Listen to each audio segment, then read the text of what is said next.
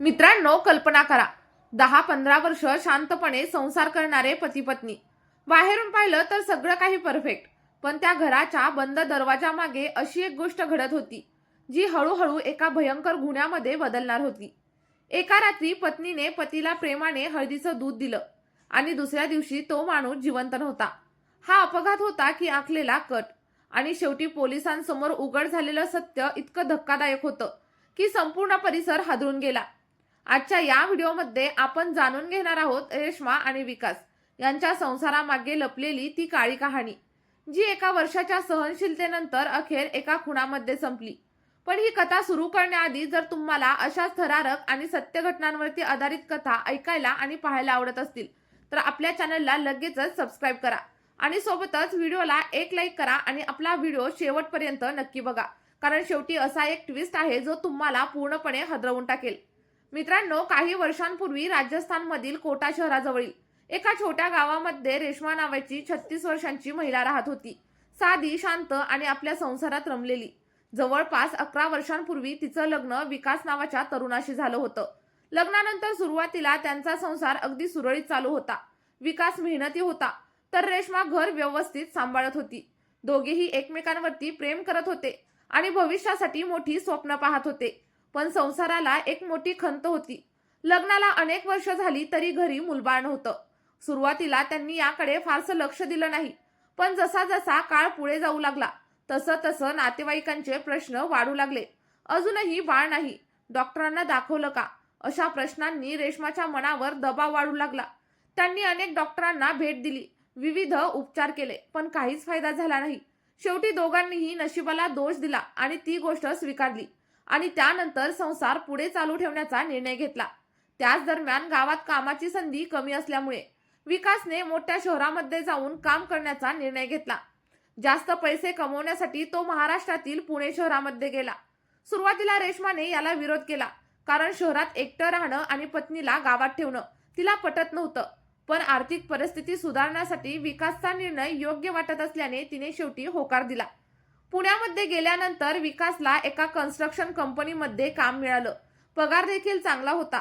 सुरुवातीला तो तिथे रूम शेअर करून राहत होता, तर रेश्मा कोटामध्ये एकटीच राहत होती. महिन्यामधून एकदा विकास गावाकडे येत असे आणि 4-5 दिवस तो आपल्या पत्नीसोबत राहून पुन्हा पुण्यामध्ये कामासाठी जात असे.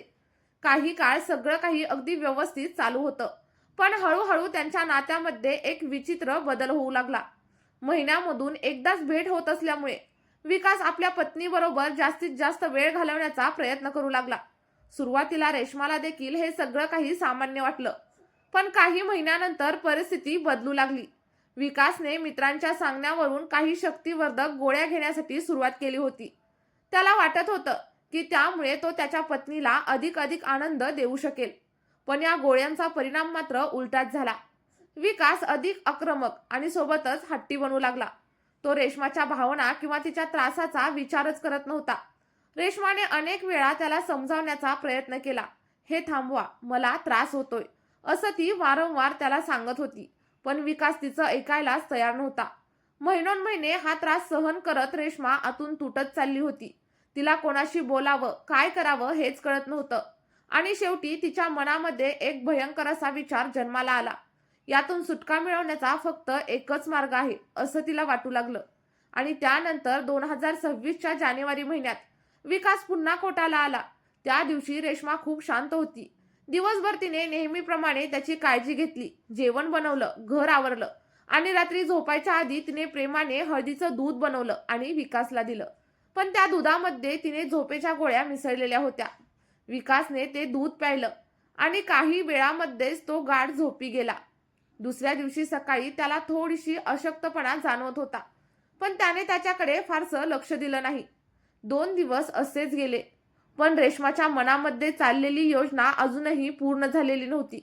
तिसऱ्या दिवशी रात्री तिने पुन्हा एकदा हळदीचं दूध दिलं आणि त्यावेळी मात्र त्या दुधामध्ये उंदीर मारण्याचं औषध मिसळलेलं होतं. विकासने ते दूध प्यायलं आणि काही वेळानंतर त्याला अस्वस्थ वाटू लागलं.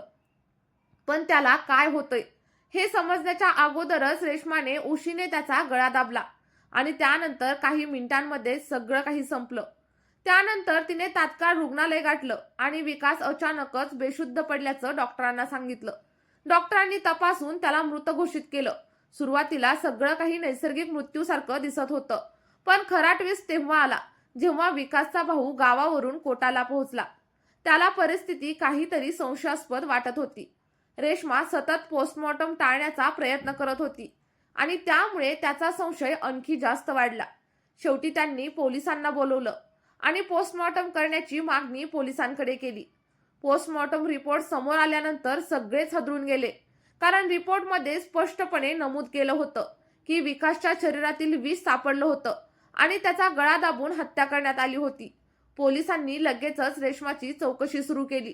सुरुवातीला ती सर्व काही नकारत होती, पण कठोर चौकशीमध्ये ती अखेर कोसळली आणि तिने सत्य कबूल केलं.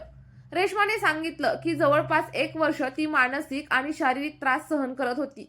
कित्येक वेळा तिने विकासला समजावलं, विनंती केली, पण त्याने कधीच तिच्या भावनांचा आदर केला नाही आणि शेवटी तिने राग आणि असहाय्यतेतून हा भयंकर असा निर्णय घेतला. मित्रांनो, आज रेश्मा तुरुंगात आहे आणि एक छोटासा वाद कसा एका भयानक गुन्ह्यामध्ये बदलला, याची ही कथा अनेकांसाठी एक मोठा धडा ठरलेली आहे. नात्यामध्ये प्रेम असलं पाहिजे, पण त्याहूनही महत्त्वाचं म्हणजे एकमेकांच्या भावनांचा आदर करायला हवा. मित्रांनो, या संपूर्ण घटनेबद्दल तुमचं मत नक्की काय आहे? जे रेश्माने केलं ते योग्य होतं का, की तिने दुसरा मार्ग निवडायला हवा होता? तुमचं मत कमेंटमध्ये नक्की सांगा आणि त्यासोबतच अशा सत्य घटनांवरती आधारित थरारक क्राईम स्टोरीज पाहण्यासाठी आपल्या चॅनलला सबस्क्राईब करायला अजिबातच विसरू नका. सोबतच व्हिडिओला एक लाईक करा आणि हा व्हिडिओ तुमच्या मित्रपरिवारासोबत शेअर करायला देखील विसरू नका. चला तर मग या व्हिडिओमध्ये इथेच थांबूया. भेटूयात अशाच एका नवीन आणि धक्कादायक कथेसोबत एका नवीन व्हिडिओमध्ये.